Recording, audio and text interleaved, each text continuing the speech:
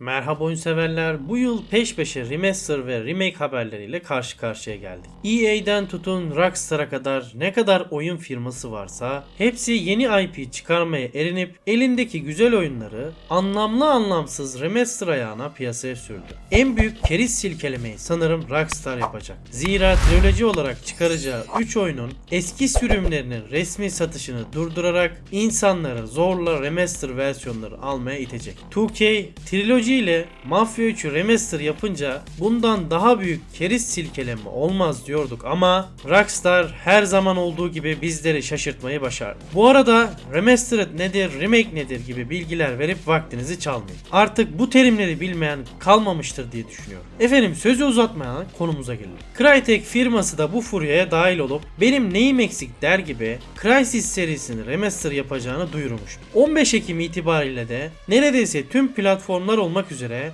Crysis Trilogy yayınlandı. Bakalım ekran kartı canavarı Crytek remaster ile nasıl oyunlar yapmış. Ama ondan önce kanala abone olmayı ve videoyu beğenmeyi ihmal etmeyelim. Gelsin intro.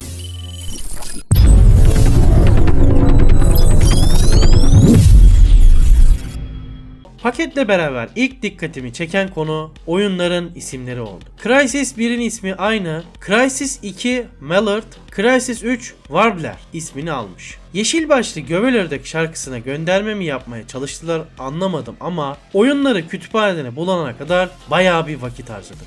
Evet efendim, Crysis 1 hakkında artık konuşmaya gerek yok. Özellikle teknik detaylarını anlattığım videoyu yukarıya kartlara ekliyorum. Video bittikten sonra ona da bakabilirsiniz. Geçelim biz Crysis 2 yani yeşil başlı Mallard'a. Hikayeyi falan biliyorsun. Uzaylılar dünyayı ele geçirir. Bizler de dünyayı kurtarmak için mücadeleye başlarız falan. Şu an için bizim ilgilendiğimiz hikayeden ziyade oyunun mekaniklerinin ve dinamiklerinin ne hale geldiği ve yapılması gereken değişikliklerin yapılıp yapılmadığı. Crysis 1 Remaster incelemesini yaparken de söyledim. Zamanında kaliteli ve güzel bir oyundu. Sadece grafiksel anlamda iyileştirerek eski güzelliğini yakalayamazsınız. İster remaster yapın, ister remake. Adı ne olursa olsun. Eğer eski bir oyunu yenileyip piyasaya sürüyorsanız aksiyon yönlerini kesinlikle iyileştirmeniz gerekir. Crysis 1'de aksiyon tarafı vuruş hissiyatıydı. Çıktığı dönem çok fazla önemli olmasa da yenilenmiş grafiklerle karşımıza geldiğinde aşırı derecede göze batmaya başlamıştı. Crysis 2'de vuruş hissiyatı ilk oyuna göre daha iyi olduğundan yapay zekanın aksaklıkları insanı güldürmeye başladı. Bakın bu söylediklerin oyun iyi olmuş ya da kötü olmuş anlamına gelmesin. Bu oyun üzerinden tüm yeniden yapılan oyunlar için diyorum. Crysis 2 ise atmosfer ve hikaye anlatımı olarak ilk oyuna göre biraz daha iyi olsa da Crysis 1'deki o haritada özgürce dolaşma imkanımız elimizden alınmıştı. Düz lineer yapıda ilerleyen bir harita. Maket bir ev içinde fare gibi ilerliyordu. Bu da bizleri ister istemez hayal kırıklığına uğratıyor. Dedim hani bu sefer belki bir umut, bir tık daha özgür oluruz. New York sokaklarında biraz dolanırız ama namümkün. Ama bunun böyle olacağını bildiğimden sıkıntı etmedim. Sıkıntı şu ki remaster versiyonunda anlamsız FPS düşüşleri, takılmalar ve kasılmalar yaşadım. Ama aynı bilgisayarda hem Crysis 1 hem de Crysis 3'ü yüksek ayarlarda oynadım. Bir sıkıntı yaşamadım. Belki anlık bir durumdu ama böyle bir şey yaşadım belirteyim. Grafiksel anlamda çok daha yüksek beklentim olduğundan mıdır bilemiyorum. Ben çok fazla beklediğimi bulamadım. Çünkü insanlar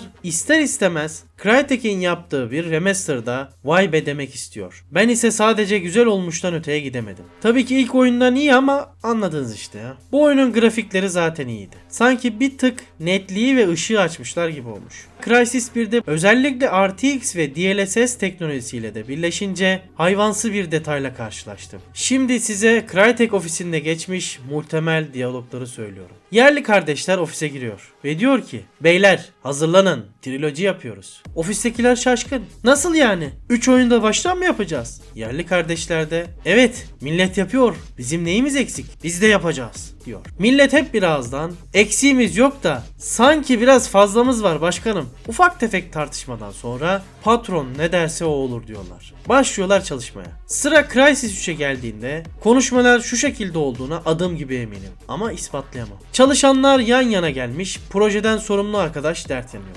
Temel, ben bu oyunun neresine remaster yapayım ya? Oğlum yapacak bir şey yok. Adam yap dedi, yapacaksın. Oğlum tamam da millet hala anamıza sövüyor. Bilgisayarım kaldırmıyor diye. Yeminle bu sefer 7 ceddimizi bulurlar ya. Amma büyüttün ha. Şuradan biraz netliği arttır. Az da ışığı aç. Şuradaki kaplamalar biraz daha parlat. Tamam işte oldu bitti. Peki RTX koyacak mıyız bunlara? Yok anasının Ami Durgay.